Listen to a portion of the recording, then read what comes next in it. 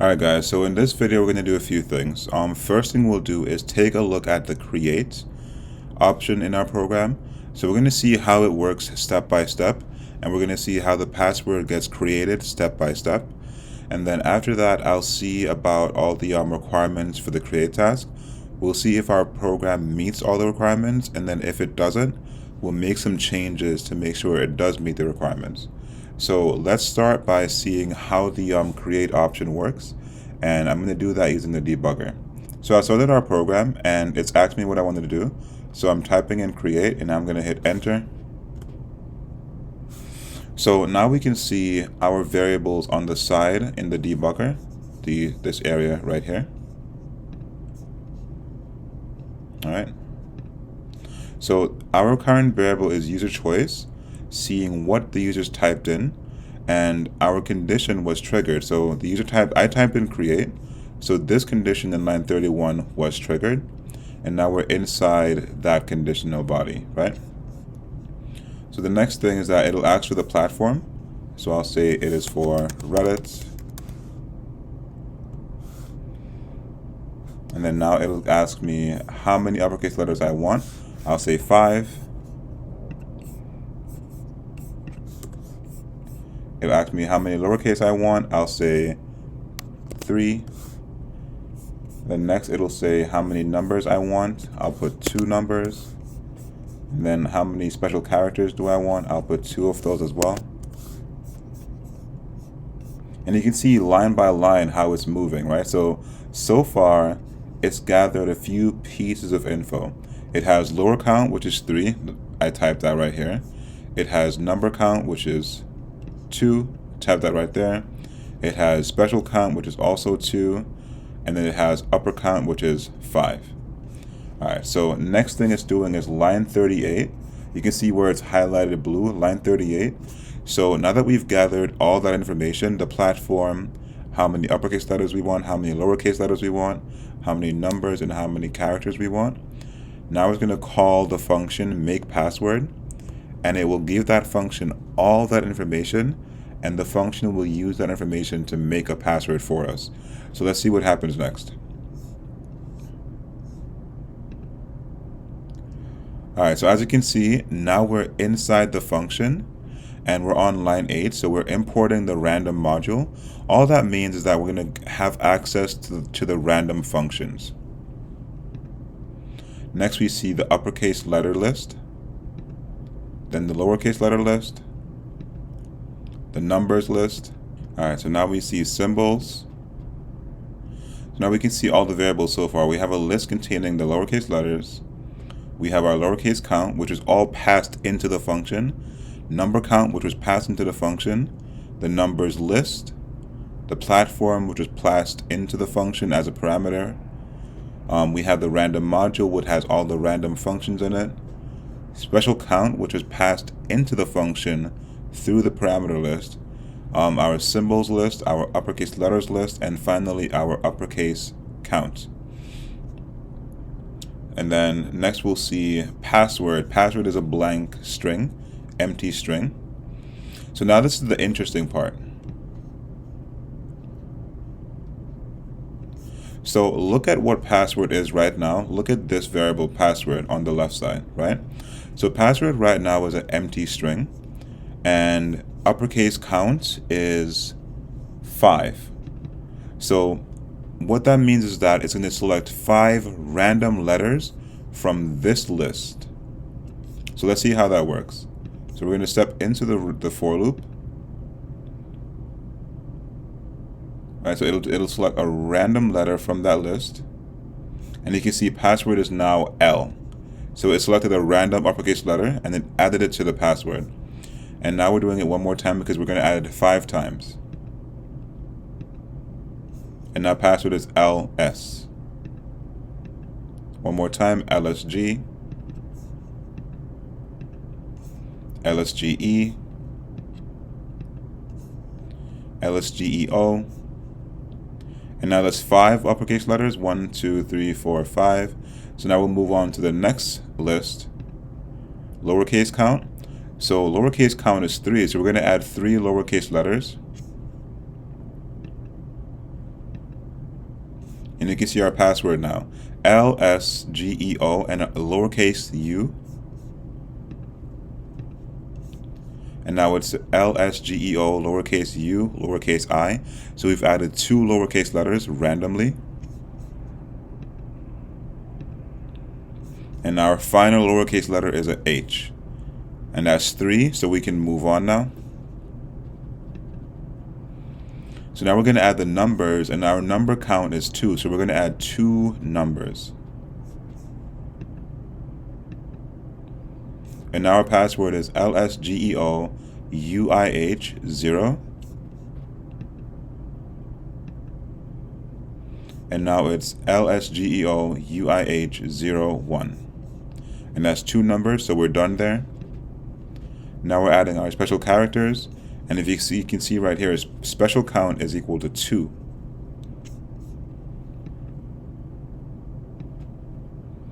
And we added the $ randomly. So the computer is selecting this from our lists using the random module.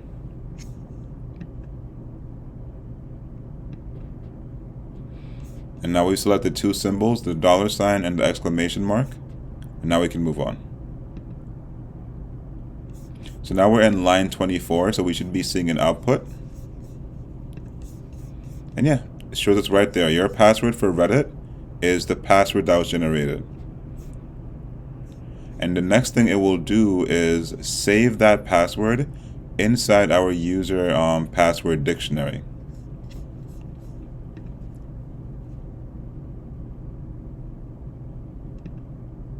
And now it's save our password, and it outputs your password has been saved. And now it's done with our function, so it goes back to where it was called in line 38. So that's really all that happens. Like step by step, we're adding random letters, random numbers, and random symbols to create our password, and then we're storing it inside our dictionary. So the next thing we'll do is take a look at whether or not we're meeting all the requirements for the create task. And if we're not, we're going to see what changes we can make to make sure that we are meeting it.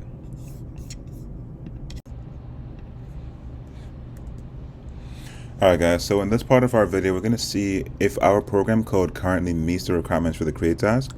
And if it does not, we're going to see what changes we can make to help it meet the requirements. So there are 4 main requirements for the create task. They're highlighted on the right. So our program needs to include comments, input, some collection of data, and a procedure.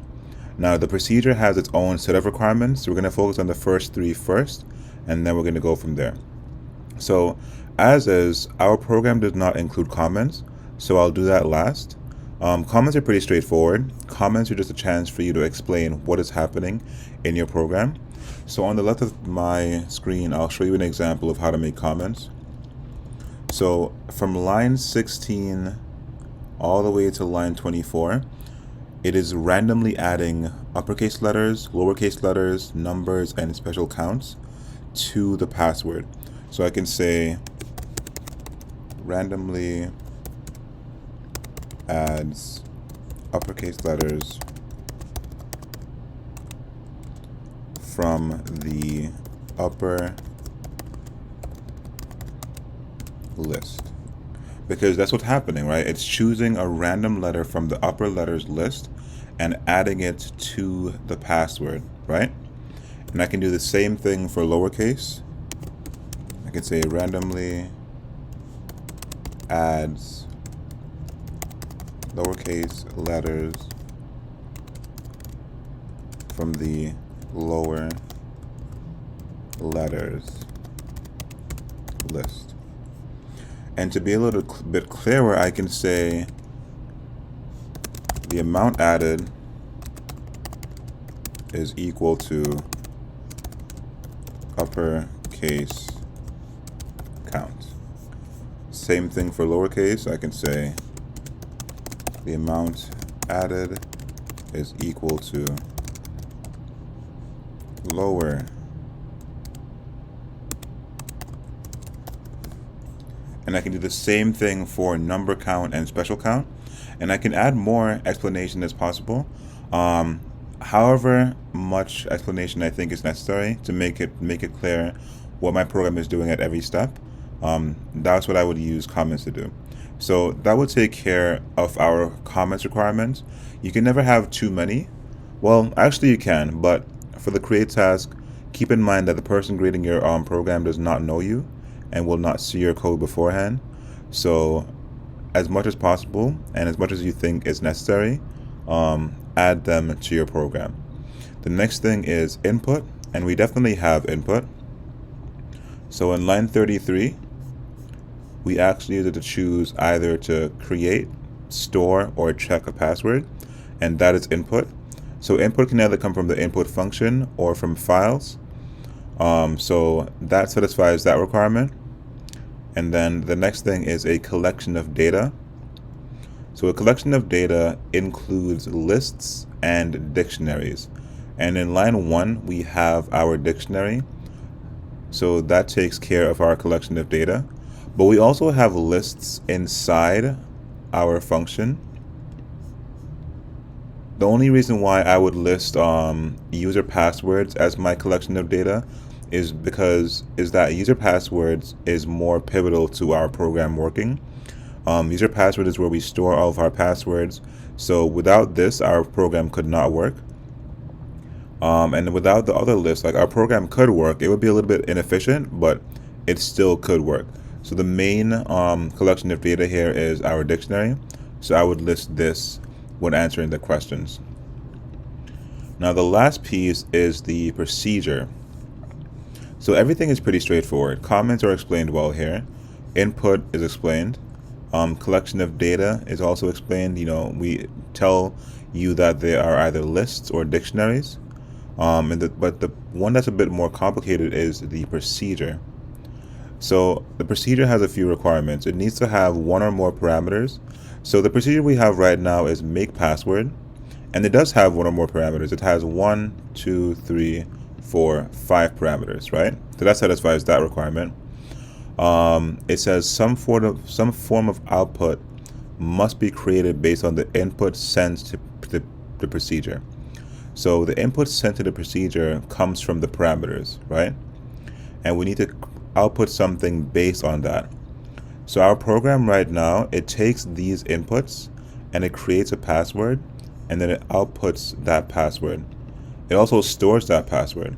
So that requirement is satisfied. Step 3 says procedures should be used when you have code that is needed in more than one place in your code. So as it is right now, our procedures only used once because it's only needed once. So we'll have to think of a way to solve that. And then step 4 says you must have a call to procedure in your program, and you need at least 2 calls for it in section 3D in the written response. So we'll also have to take a look at that, because as is, we only have 1 call to our function. And then the last one is that it must have selection and iteration. So selection is a conditional statement, the if, elif, and else. As is, our function does not have that, but it does have iteration. So now we're going to take a look at how we can solve all those problems. Alright, so a few things have been changed to help us meet the requirement for the create task. So I'm going to start from the bottom. In line 56, we still have our input. So we have a variable called user choice, and then we ask the user for their choice. So they can choose create, store, or check. So if user choice is equal to create, we call our new function program manager, and I'll show you program manager in a second. Or if it's equal to store, we call our new program again, program manager. And finally, if it is equal to check, we do the same thing. So let's see what program manager looks like. So program manager starts in line 33 and goes all the way down to line 54. So a lot of program manager is the code that we had before with slight changes. So the only parameter it takes is mode, and the mode can be create, store, or check, because Our password manager has three functions: creating passwords, storing passwords, and checking for passwords that it has stored. So here we say program mode, right? So we say if program mode is equal to create, which would have been passed right here, right? So if program mode is equal to create, we ask the user how many passwords would they like to create. And then we use a for loop and we create that many passwords. So it's the same process as before, except that this time, if I want to make 5 passwords for 5 different apps, I can just put in 5 and it'll do the same process 5 times. So what that takes care of is our iteration. So now we have a function with iteration inside the function body, right? This is iteration, the for loop. And what's more is that we also have a function with selection inside the function body. So line 34 is our first conditional statement inside our function body, right? Line 44, we handle the condition if the user types in store. So again, that is more selection, and we do the same thing inside the function where we ask them how many passwords do you want to store. So now we have selection and iteration. And the same thing in line 50, conditional statements for selection. And this time we don't have our iteration, but our function otherwise satisfies the requirements. So it has a parameter, it has selection that is based on that parameter, because this parameter determines what part of our function works. You know, our function has 3 parts. It's part 1 is the create part, part 2 is the store part, and part 3 is the check part. And what part runs depends on this parameter, program mode. So that satisfies our selection requirement. Inside create, we have a for loop which satisfies our iteration requirement. And inside store, we have another for loop which also satisfies our iteration requirement. And if we go back down, we are using our function in many different places in our program. So we have it in 3 different places, and the requirement is that we have it in 2 places. So with all of these changes, we are definitely satisfying our program requirement, and that is our entire program. Alright, before we end this video, I'm going to give you a quick overview of everything so you can see the code from top to bottom and see how everything connects. So again, in the lines 1 through 6, we still have our dictionary. So in this dictionary, I store the platforms and their passwords as key value pairs. Remember, on the left, we have our key or our platform, and then on the right, we have our value or the passwords. So this is where everything is stored inside user passwords. In lines 9 through 35, we have our same make password function. Nothing was changed there. The only thing I added was comments to help us meet the requirements and also to make it clear how our program works.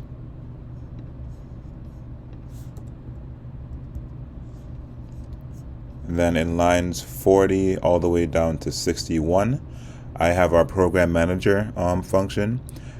We just went over that. It basically just takes the user's choice and it makes decisions based on that. So it has our conditional statement for if the program mode is create, or if the program mode is store, or finally if the program mode is check.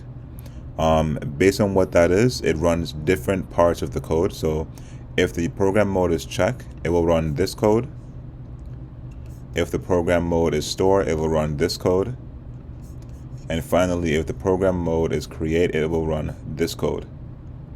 So this is how we have selection in our function, and that selection is based on the parameter program mode, which is a very important requirement for the create task. We also have iteration in line 43, in line 53, and we have it in our previous make password function. So with that, our function satisfies most of the requirements. So we have iteration and selection. Now we scroll down. I created a variable called program run, and I set that equal to true. And what that does is I use it in our while loop in 64, line 64, and I say while program run is equal to true. So basically imagine program run is your power button. So it's basically saying while the power button is on, run the program, right? So every time, for as long as it's on, it's going to ask the person, do you want to store, create, or check passwords?